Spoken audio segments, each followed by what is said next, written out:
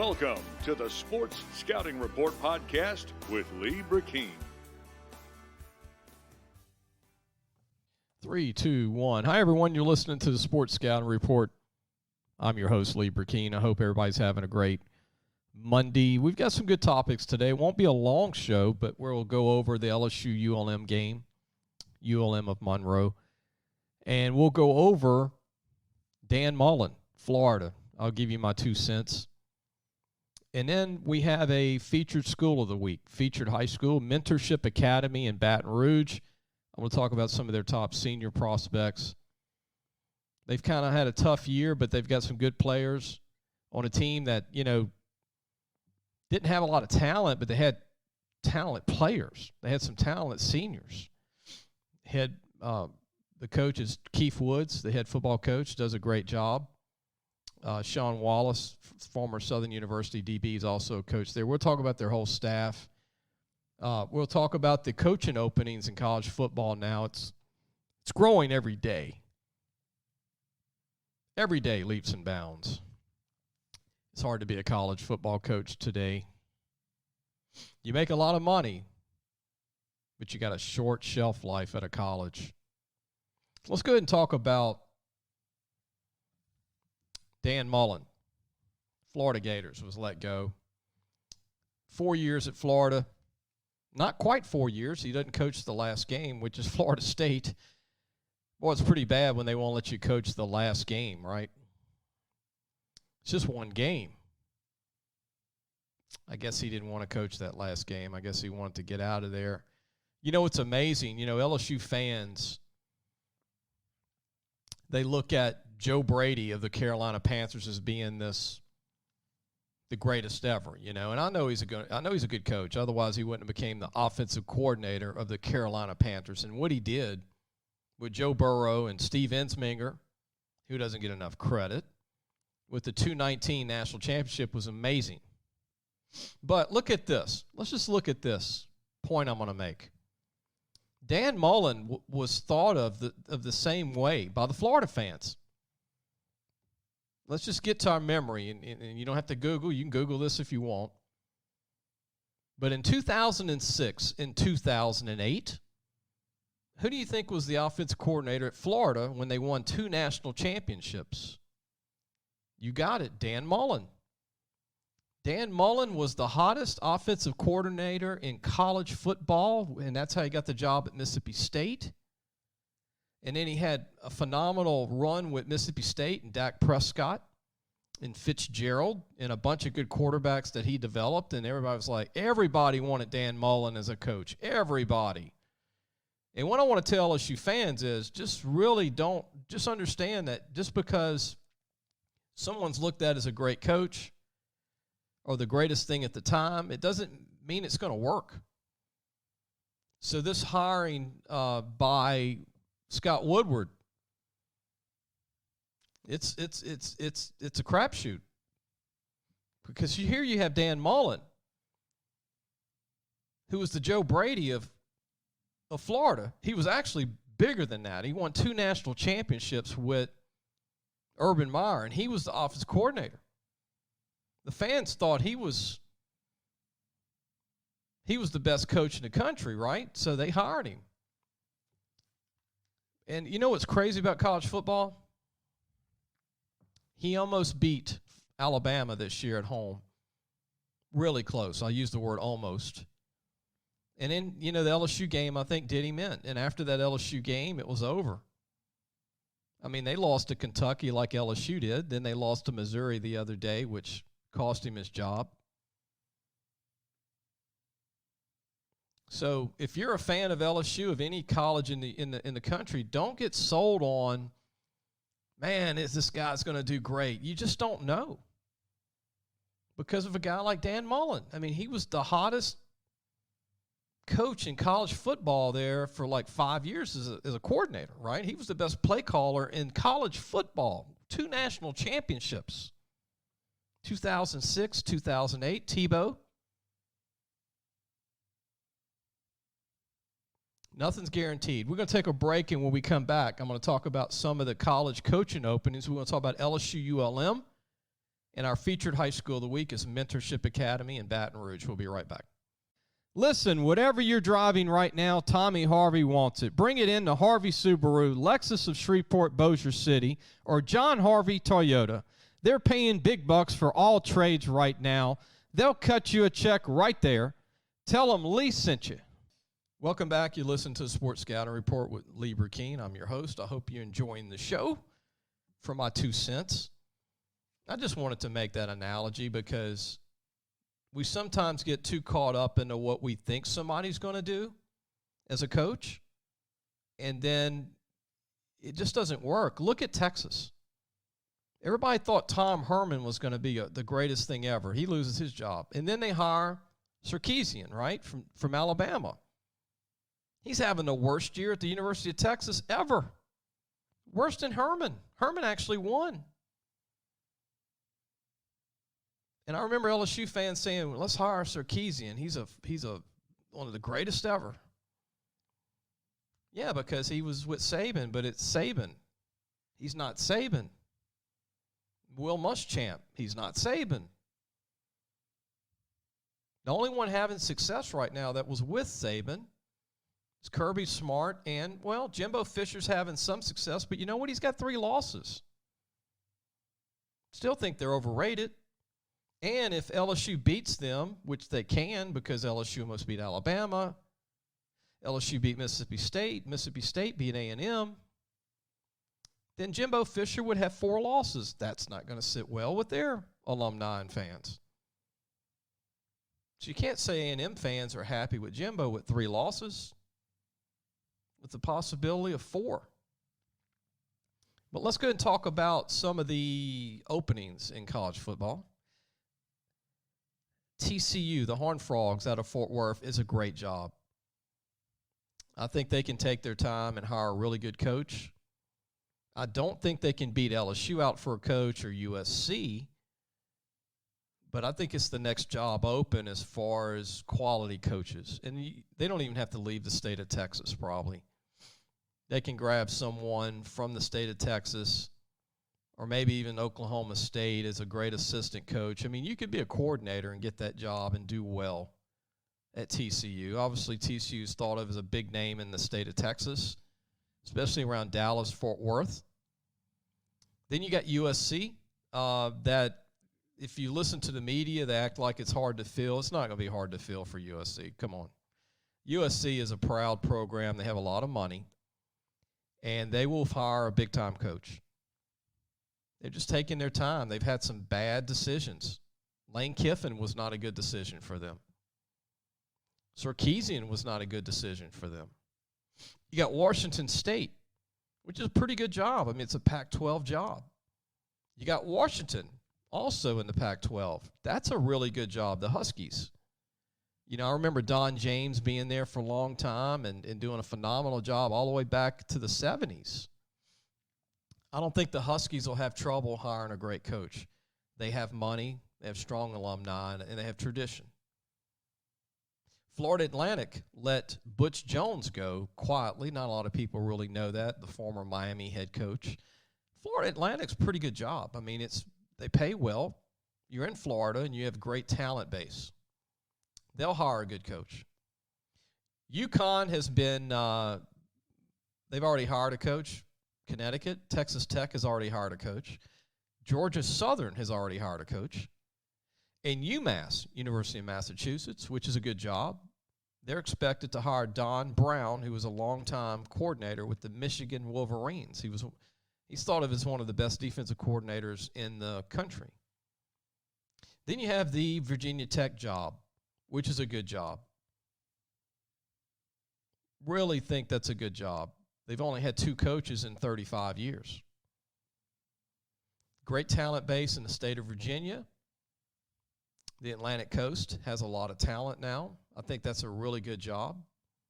And obviously, Billy Napier is going to be a candidate for TCU, Virginia Tech. And there's talk LSU, but I don't think he's going to be in the top 3.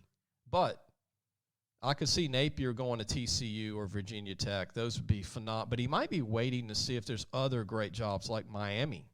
Miami could open up. Depends on how they finish, because they're not really happy with their head coach at Miami, the Hurricanes, which is a hard place to win, just like all these other schools. Troy University is now open. They let their coach go, and they'll probably hire a coordinator or somebody that's at the D1 higher level that can go in there and be a head coach, first time, head coach. Troy University is a good job. I mean, they beat LSU in Tiger Stadium earlier in Ed Orgeron's career, and they've had some big wins since they've been in the D1 level. We're going to take a break, and when we come back, let's talk about LSU and ULM of Monroe. Man, that game was tough to watch, but ULM, we'll talk about how they have a great coaching staff and how LSU needs to win this A&M game to close out the season. It's a must-win. I think it's big for the program and the future of the university. Speaking of momentum, early signing day, they need a big win to end the season, not just for a bowl game, but to attract recruits and to let people know that LSU can still beat an A&M who they compete with for players in Texas and Louisiana. We'll be right back. If you need a paint job or repairs to your vehicle, go see Madine's Collision Center located in Baton Rouge, Louisiana on Kincaid Avenue. The number to call is 357-7983. That's 357-7983. Your Baton Rouge Accident Advisors. Welcome back. You listen to the Sports Scouting Report. I'm your host, Lee Brecheen. In the next segment, not this one, but the next segment, we're going to talk about Mentorship Academy, which has got a great program in Baton Rouge. We'll talk about them. And Keith Woods is the head coach, former Capitol High star, Baton Rouge star, was a great Southern University football player as a receiver. During my era, I actually went against Keith Woods in high school. One of the best receivers I went against in that era, in that 88, 87 year of high school football. We're the LSU-ULM game. Let's talk about LSU-ULM. First of all, it's good to get a win when you only have 4 wins. Now you have 5 if you're LSU. They need 6 wins to be bowl eligible, which is A&M game this week. My 2 cents on the game is I would like to see Orgeron not be so relaxed on these games and actually try to make normal calls. I thought the going for it, faking it on your own side of the field with not a big lead, try and get the guaranteed points. You got the best kicker in the country.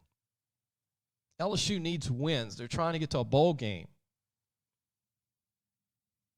I just hope that he changes the way he's doing that for the A&M game. I mean, he needs, if he's put in this position again and they're on the 50-yard line and it's 3rd and 5 and they're only up 3, kick the field goal if you're on the, let's say, the 35, because Cade York can kick 50, 55-yard field goals. I would like to see Orgeron dialed back in as a coach. Coach these guys out. Finish. Try and win the game. These kids are playing hard. They are playing hard. The offense and defense, they're actually, it's not the whole team. And LSU fans, most fans don't know that. Most fans think it's just an LSU team with a bad year. There are several starters either hurt, opt out, or not playing. Can't even judge anybody because you've got half your material on offense and you got really half on defense. Just get a win. But coach these guys out. Finish. Finish with them. They did this against Ole Miss where they went for it just nonchalantly instead of taking the points.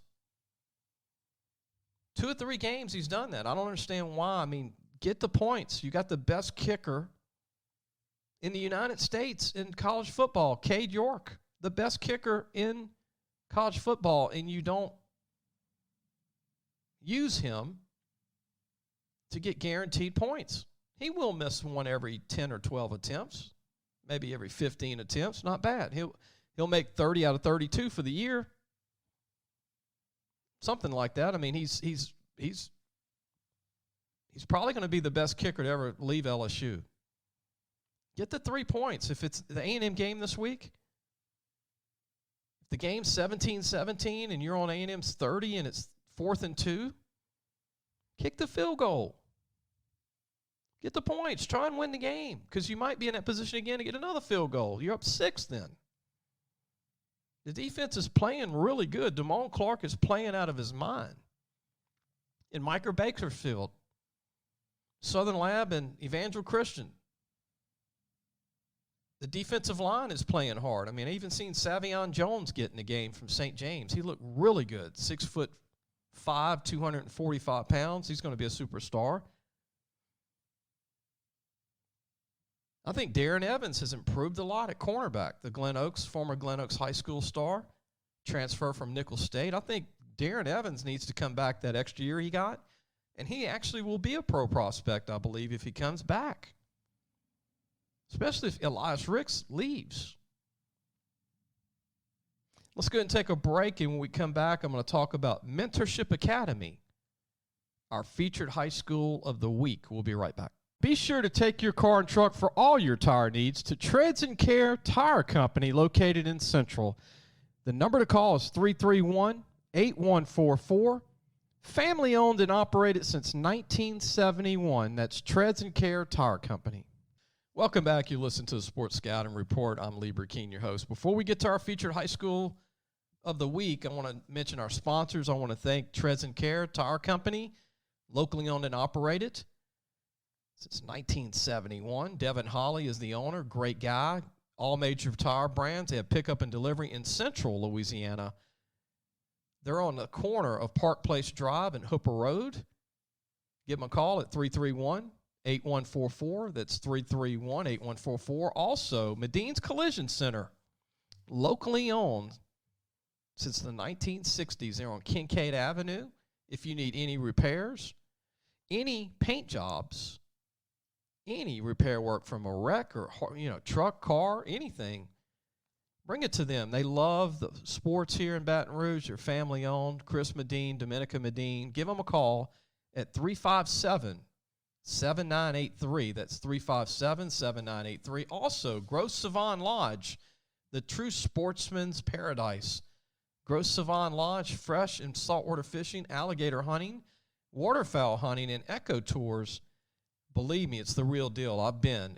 Locally, it's south of Lake Charles. The number to call is 337-598-2357. And also, John Harvey Toyota. Looking for a new or used car? Harvey Autos has 3 dealerships, which means 3 times the used vehicles. They've got everything from fuel-efficient compacts to luxury models, even hybrids, and certified pre-owned with a warranty. Check out John Harvey Toyota. Harvey Subaru of Lexus of Shreveport, Bossier City.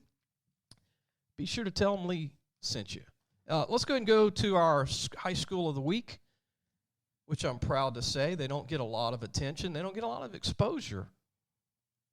But Mentorship Academy in Baton Rouge, it's a fairly new school, fairly new to football, and their head coach is Keith Woods.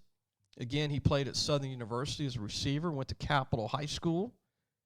The assistant coaches are as follows: Sean Wallace, who played at Southern University, also coached a little bit at Dunham in the past. Adam Young is the offensive coordinator, and Roderick Gyro is the running backs coach. Those are the 4 coaches. Just 4 coaches at Mentorship Academy. It's a team that's got 4 phenomenal players that are seniors. And I'm going to mention these guys, and they're big-time players. The team just didn't have enough talent. They had a small senior group, but they're very talented and just still a young program. But Veron Douglas is a safety. He looks like an NFL player. He's 6'4", 205, runs about a 4.6. I think he's going to be an outside linebacker in college, or is very athletic enough to stay at free safety. They also have this giant of a player, Cameron Jackson, who's 6'7", 285, a senior offensive lineman. He's a tackle for the team. I think he's a guard at the next level. I call him a mauler because he's a very strong guy that actually straight ahead will get physical with players. I think he'll go inside because he's more suited for guard than tackle, I think, in college. You also have Amari Moye, M-O-Y-E, who's 6'2", 185 pounds, who can play receiver or DB, I think at a 1AA school or D2. And they have a big kid at DN named Jason O'Connor, 6'6", 240, with a 4.8 time in the 40, 4.89. He could be a tackle in college and beef up, or he could stay at DN and be a big-time player. I think Jason O'Connor's D1. I think Veron Douglas is D1 and Cameron Jackson's D1. And Amari, like I said, could play 1AA. He's under the radar. These 4 kids should sign this year. And I just want to put them out there because colleges a lot of them get caught up in these rankings now, which is a quick way to lose your job in college. You need to go out and just watch film and see who the best players are regardless of rankings. But these guys should be ranked. And Jason O'Connor is a hidden gem, I think, and so is Veron Douglas, Cameron Jackson, Amari Moye. These 4 kids are great kids, too. They've been in the program, 4-year starters, all 4 kids.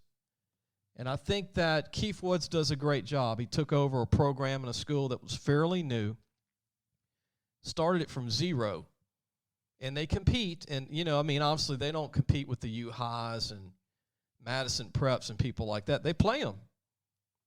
And I think they just need more time. The program needs more time to develop and get the team built up and just get it going. It's still a young program. I hope you enjoyed the show today. We'll be back on Wednesday, and we'll talk high school playoffs. Oh, it's fun, man, to talk about all these teams. There were some upsets over the weekend. There were some teams that should have won and did. But we're going to talk about 1A to 5A on the private side and 1A to 5A on the public side. We're going to continue with the games coming up and the ones that just were played this past weekend. Please go to our website, lafootballmagazine.com, if you're interested in still getting a preview magazine. If you're a first-time listener, you can go to lafootballmagazine.com. We have a North magazine and a South magazine, and you can get a digital copy. We'll see you on Wednesday.